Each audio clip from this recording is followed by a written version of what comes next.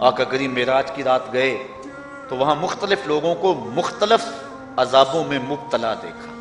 کسی کی انتڑیاں کٹ کٹ کے گر رہی تھی، کسی کا منہ چیرا جا رہا تھا، کسی کی زبان لوہے کی کینچیوں سے کاٹی جا رہی تھی، کسی پر کھولتا ہوا پانی ڈالا جا رہا تھا، کوئی سرانڈ والا گوشت کھا رہا تھا، کسی کے جسم میں لوہے کی میخیں ٹھونکی جا رہی تھی.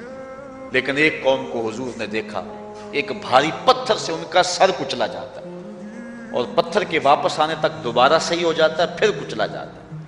تو حضرت جبریل امین سے حضور نے فرمایا یہ کون لوگ ہیں؟ یہ لوگ کون ہیں کہ ان کے سر پتھروں سے کچلے جا رہے ہیں؟ کہا یہ وہ بد نصیب لوگ ہیں کہ فرض نمازوں سے جن کے سر بوجھل رہتے تھے، نماز پنجگانہ فرض بھی نہیں پڑھا کرتے تھے، یہ وہ بد نصیب ہیں آج ان کے سر کوٹے جا رہے ہیں.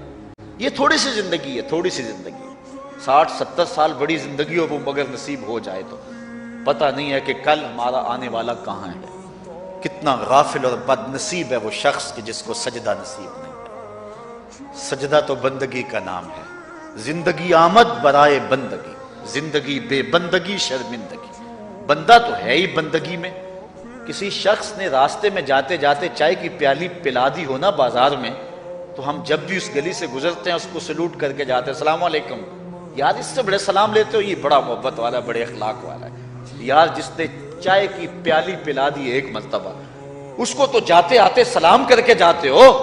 جس رب نے زندگی بخشی ہے، جس رب نے جو ہے وہ ساری بہاریں عطا کی ہیں، اس کے حضور میں جھکا جاتا ہے. کتنا متکبر شخص ہے جو اللہ کے حضور نہیں جھکتا.